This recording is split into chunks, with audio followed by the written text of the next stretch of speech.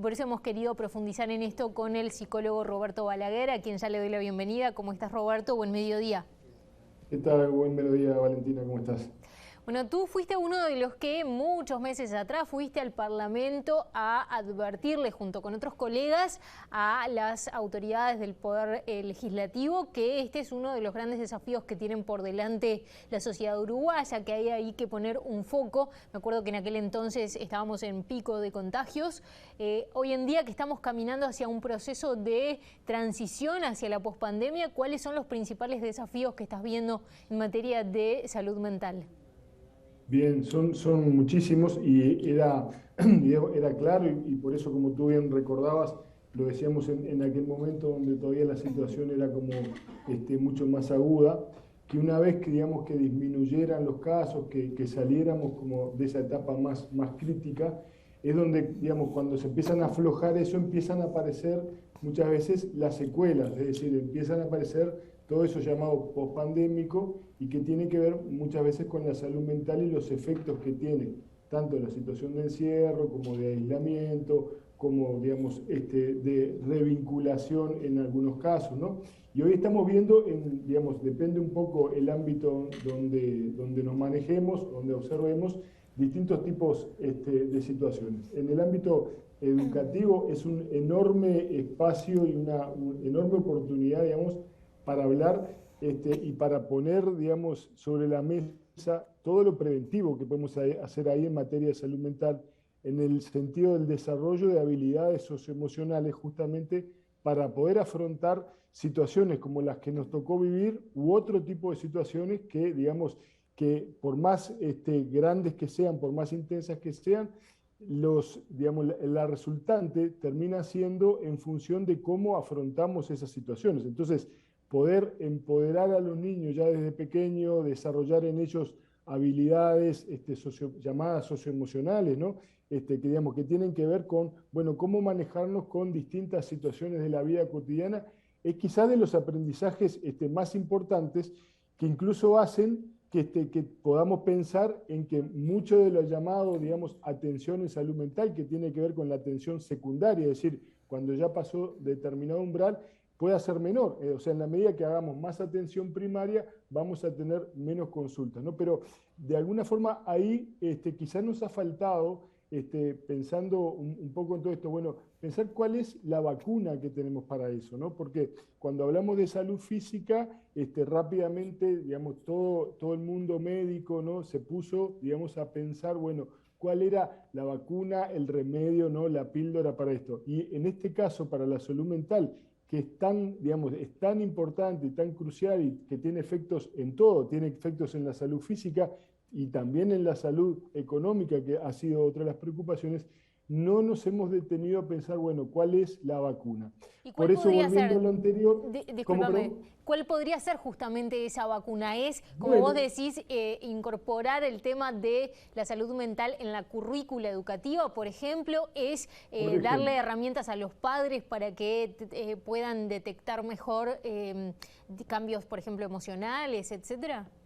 Sí, ya, y no solo detectar, sino sobre todo tener una tarea mucho más proactiva de desarrollar buenas habilidades emocionales que terminen redundando en una mejor salud mental. Es decir, antes se pensaba que digamos, la salud mental, todo lo vinculado, digamos, con el área mental o psicológica, era algo como que ya venía dado, ¿no? Y los últimos años, sobre todo con el desarrollo de las neurociencias, se observa, digamos, que, digamos, todo lo vinculado a la salud mental, al cerebro, está vinculado también con habilidades que son desarrollables, que son aprendibles, digamos, que nosotros no solo somos aquello que traemos, sino que podemos ir desarrollando en los dos ámbitos socializantes más importantes, que es la familia y la escuela, y luego el liceo, ¿verdad? Ese tipo de desarrollo. Por eso, como tú bien decías, por ejemplo, incorporar eso en el sistema educativo es muy importante, ¿no? Poder desarrollar talleres con padres. Nosotros, junto a Lorena Stefanelli y el doctor Gol, el año pasado comenzamos a trabajar en esto y este año estamos desarrollando para instituciones educativas talleres justamente con padres para ayudarlos a desarrollar en ellos y en los propios chiquilines, digamos, esas habilidades emocionales. Porque en definitiva esa es la vacuna, por lo menos lo que uno entiende que es lo que mejor podemos pertrechar, digamos, a nuestros chiquilines, ¿no? Y también a las familias para poder afrontar las situaciones difíciles, porque las situaciones difíciles son complicadas, pero la resultante va a ser en función de cómo nosotros afrontemos eso. Entonces, queremos, digamos, por otro lado, yo te diría, en el otro extremo tenemos que la salud mental, ¿no?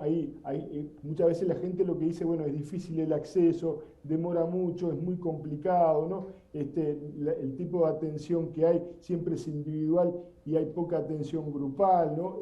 Y en momentos como estos, ¿no? Donde nosotros tenemos tanta gente que de repente empieza a sentir los efectos, bueno, pensar en otro tipo de dispositivos, ¿no? Más grupales, más de talleres, justamente de estas cosas, nos pueden ayudar también.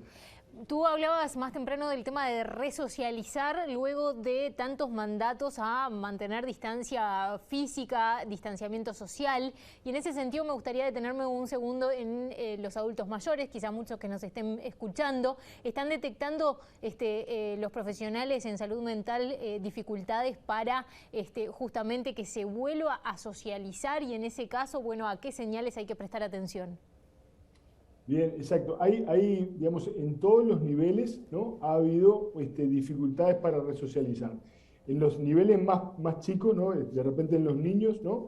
Ha habido como una suerte de detenimiento en ese desarrollo, y uno ve, porque lo narran en distintos lugares, que hay como muchas más dificultades para poder estar con el otro de buenas formas, ¿no? Es decir, hay mucha más violencia, muchos más intercambios agresivos, ¿no? Mucha más dificultad para vincularse.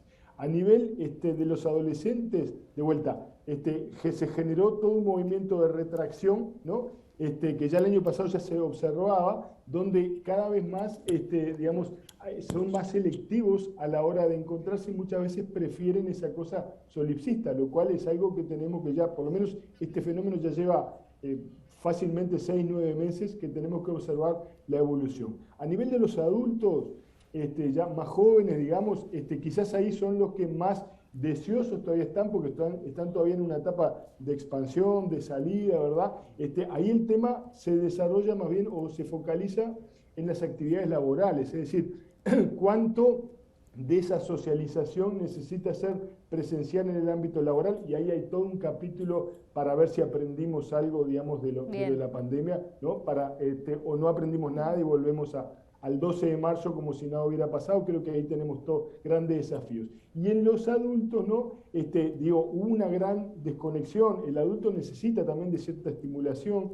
Entonces, también, digamos, perder ese contacto operó negativamente muchas veces en lo cognitivo, ¿no? Es decir, una como suerte de desactualización y un miedo que, bueno, recordemos que al comienzo, ¿no? La franja más vulnerable eran los adultos mayores, entonces había un enorme miedo, ¿no? Y eso de alguna forma persiste, es decir, todavía, digamos, a la hora de hacer una salida hay una valoración que es muy distinta a la valoración pre-pandemia, ¿no? Es decir, bueno, realmente vale la pena, se maneja que todavía hay ciertos riesgos, ¿no? Entonces, claro, todo eso también, y además genera, digamos, como mucho mayor dependencia en gente de repente que todavía era autónoma, y esto hizo un retroceso, que en el caso de los más chicos, ese retroceso, digamos, se puede modificar. En el caso de los adultos mayores quizás sea todo un desafío más difícil. Roberto Balaguer, son muchísimas las líneas que se abren y que va a haber que seguir prestando atención y trabajando. Muchísimas gracias por estos comentarios y por plantearnos este panorama de desafíos que tenemos por delante. Hasta la próxima. Por favor, un gusto como siempre. Que pasen muy bien.